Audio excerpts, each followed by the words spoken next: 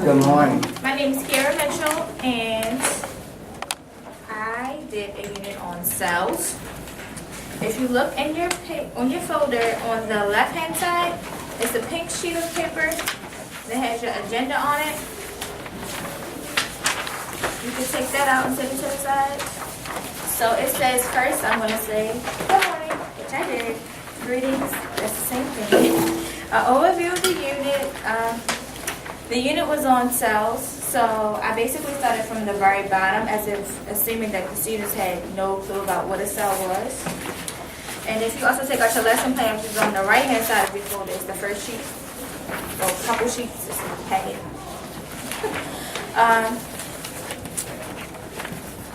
So this lesson was on microscopes and their contribution to how they help with cells. So it's kind of like a history slash learning how to use a science instrument type of lesson. For our cross-curricular connection, we have reading and language arts in there.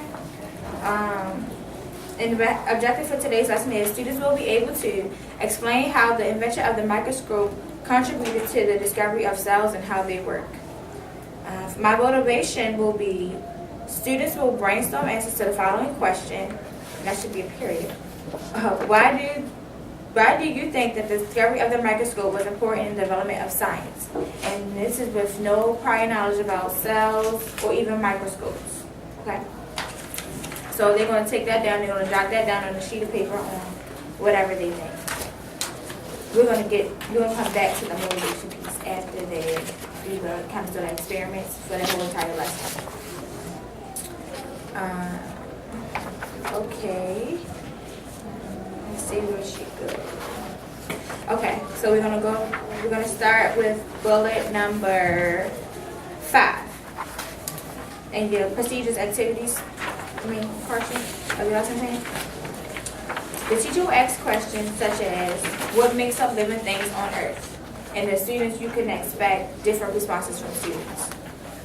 How many individual grains of sand do you think makes up a beach? And of course, they're going to say a lot, a whole ton, a billion, trillion, whatever kids come up with. And I will say that, well, you too, like, you as a human, you are made up of million pieces of something. And other living things are made up of many components as well. And these components are known as cells. That's how I was going to introduce the lesson. The teacher was explaining that what cells are, and students should be taking notes in their notebooks. So at this time, they have like their little journals, and the teacher's going to be up at the board with a sheet of chart paper and like a marker. So as students are saying the things, and she's writing and they're recording as well. Cells are the basic universal structure and function in living things. And these are just some notes where you see the check marks that the teacher will be writing. All living things that are living are made of cells. Just as bricks are the building blocks of buildings, cells are the building blocks of life. You cannot see cells with the naked eye. And she will explain like what it means by naked eye. And because they are too small. A square centimeter of your skin contains 100,000 cells. So like these are just some fun little facts about cells that will get students to think about it. And then, after she already explained, she already explained that all living things that are living have cells. So the teacher would then ask, do plants have cells? And the students, that's in little quotation marks, they would scream out like, yes! And we say why? Because plants are living things. Does my desk have cells? They would be like, no, but you might get that one student that says yes, depending upon, but the expected response is no. The teacher would then say to students, it was not until the late 1500s there was no way to see cells. No one even knew they existed. Around 1590, the invention of the microscope enabled people to look at very small objects. The invention of the microscope made it possible for people to learn and discover about cells. And at this time, students are still recording notes. The teacher will write the following notes on the board, and students are encouraged to ask questions. We're going to start talking about a microscope, which is an instrument that makes objects look larger. A simple microscope only has one lens. A compound microscope has more than one lens. And at that time, I had well, projector to display like a compound microscope and the different lenses on it. It's like 3 different lenses typically, and it, you know, the different magnification. And we're going to talk about all those things. Students were given background information on. We're going to watch a video on YouTube. It's about Robert Hooke and Anton van Leeuwenhoek. And Robert Hooke was the person who discovered the cell, and it was actually very interesting in the movie because they show how he drew the first cell, or like what he was seeing as he looked at a piece of cork. Like it was a piece of cork, and he like I don't know how he was able to magnify, but he was able to see the different pieces, and it was like really small pieces, and it was very interesting on how he drew it because prior to then nobody had ever seen or looked into depth into a piece of material that way. And Anton Leeuwenhoek was the person who invented the microscope. So we're just going to do some background information on them. And the video is interesting because it has both people involved. It's like, it's fiction, but it's not fiction. Because they actually come together and work one-on-one with each other. But it was like his contribution helped his contribution, and that's what went back and forth. So the students will get like, I guess, I gotta put history in here. A history piece in there as well. I just thought about that. Okay, and then as you know, as the movie's going on, I'm going to be giving facts. So these bullets that you see here are just things for like, you know, as a teacher said, like students, you notice in this part, this and that and the third was happening, and this was in 1663, giving them some foundational knowledge on when this took place and things like that. Okay. 12 and 11 kind of sort of go together. That's the notes that I'm going to give while they're watching the movie. And then number 12 says they're going to watch the movie. So that's the notes that you would give as they watch the movie. Students will work with a partner to complete the handling activity. However, you guys are fortunate enough to have your own microscope. So you don't need to work with a partner. But a class set that may have 30, yes, they might have partners. Then the class will be set up into groups, and that's where the differentiated instruction piece comes in. Yes, you have a microscope in your booth. I see Margaret excited. Okay, so we're going to just skip to our activity. So on the left side of your folder where you're saying the agenda, the same in the front sheet is a worksheet titled Unit 2 Cells, Discovering Cells. Okay, and it's directions on there as well. So it's basically saying, everyone has a sheet of newspaper, correct? Yeah. Okay. So you are to obtain a black and white photograph out of a page of newspaper, which you all have been provided. With your eyes alone, closely examine the photo. Just say no, sorry. Record your observations in the table below. So trial 1 is saying, without using your microscope, just look at the newspaper and then write down what you see. Like try to look, well just like look at it, but look in depth more so, not what the words say, but just try to look at like the printing and without the lens, Miss Tony, you are looking. So look at it that way and just write down anything that you see that's has to do with the printing, the font, you know, is it small to you, is it big to you? Anything that you think is worthy of writing down.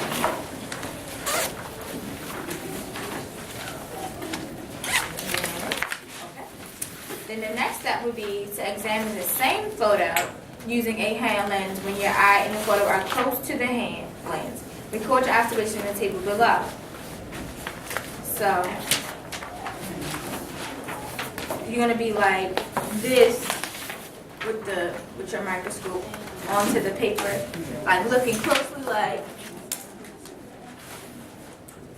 that. And notice if you see anything different from when you looked at it without your hand lens.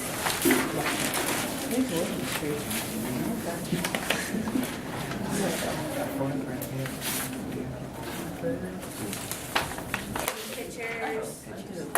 I mean, a newspaper's full of pictures, advertisements. I'm not sure what page you have, but. Yes, Miss Kieara, I don't have my sheet. You don't have which paper? I have an extra one in my folder. You have an extra? Okay, maybe that's what happened. Thank you. I thought I tried to lay them out. Pick one by one. Thanks. Thank you, Candace. And then the last step would be to use your hand lens, but like Lauren is doing at first, it's like you put the magnifying glass close to the paper, but your eye is farther away. So you don't want to like line it up. You want to be like, and then you record any observation that you see. Okay. And I'm gonna take it back to my lesson plan. So this is my differentiated. This is before my differentiated instruction piece. So. For differentiated instruction, my advanced group will work independently at their desk, completing Cells Are Us worksheet, which has comprehension questions that follow. Since my advanced students will kind of see like the difference, how the microscope helped and how it did not help, or what difference it made, they would do this activity, but then they would, on the left side of your, right side of your packet, you will see a Cells Are Us worksheet, and they will work at their desk. They're going to get like a jump start into cells because they're going to be like kind of sort of further along into the cells unit than the other students will be. Although they will get the same information, it's going to be at different times. So they will go ahead and read on their own and answer the comprehension questions that follow at their desk independently. And then the proficient group will examine things that they have in their desk. So there will be stuff like their pencils, their erasers, some pictures, whatever's around the room, whatever's at their desk.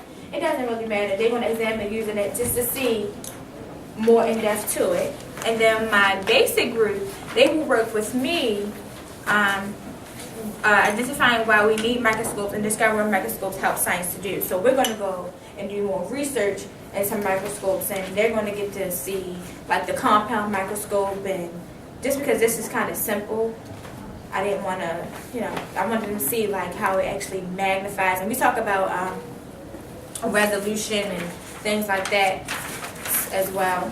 So how it makes it more in depth into the microscope. I thought I put it in here. It looks like I didn't.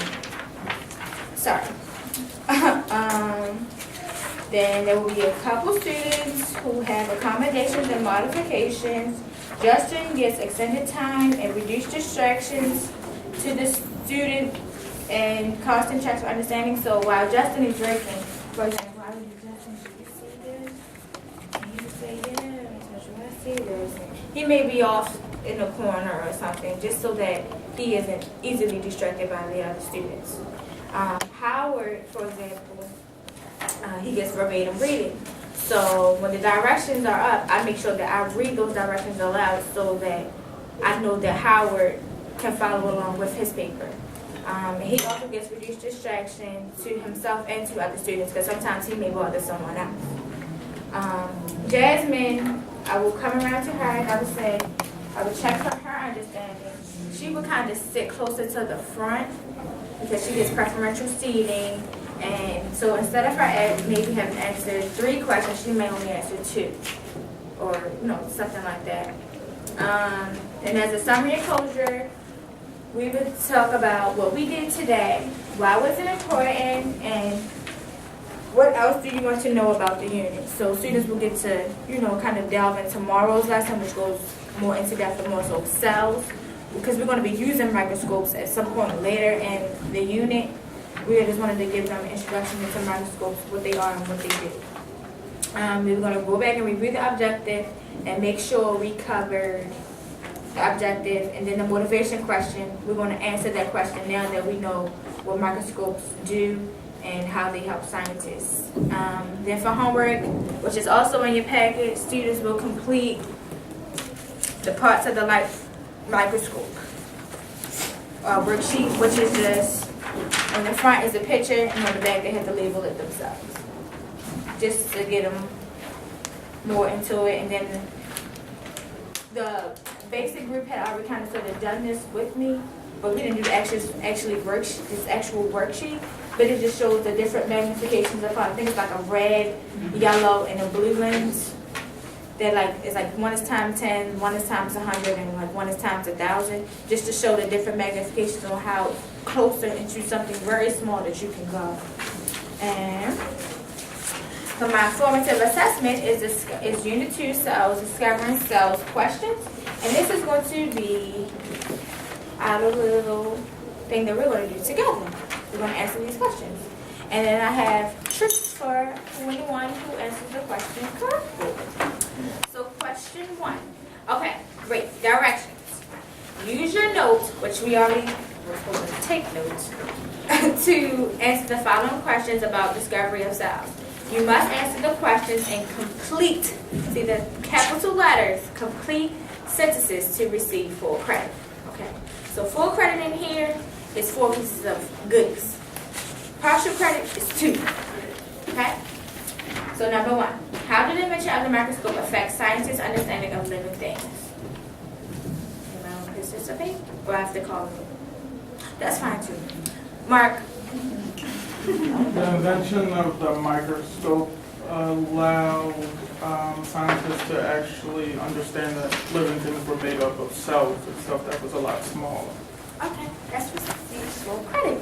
Question number 2. You may pick 4 items out of the good bag. Number 2.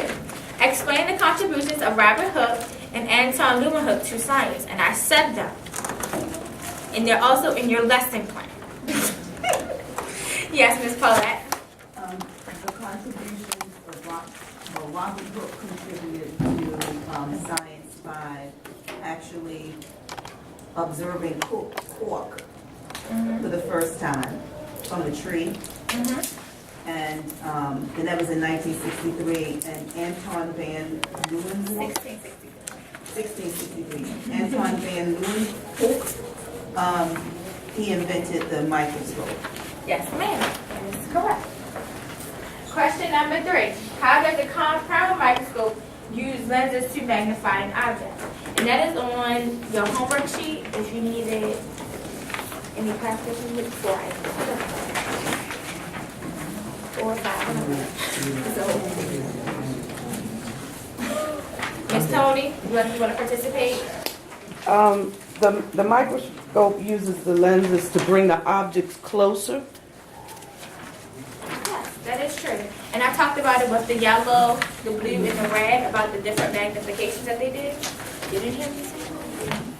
Okay, well, come. I got it on video, so I know I said it. Microscope. Jamila.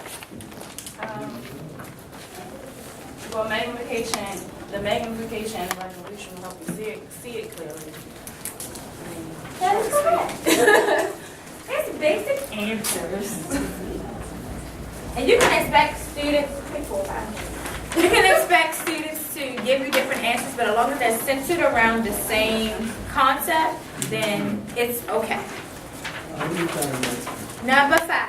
If one lens on a microscope has a resolution of 10 and the other lens has a magnification of 50, what would the total magnification be? 60. She did not raise her hand. She did not use a complete sentence. I'm not sure what credit that is. I have the accommodation modification. Okay, get a piece of candy just for me. Okay, I'm almost done. Okay. We don't have to do that because I didn't get into the electron microscope, and that's basically my unit on, well, this is an introductory lesson into my unit on cells. Okay.